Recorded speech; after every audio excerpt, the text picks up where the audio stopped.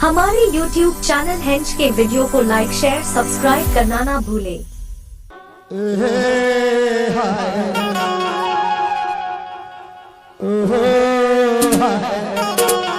ऐसे अरे मार ले मुझे भाई ठंडा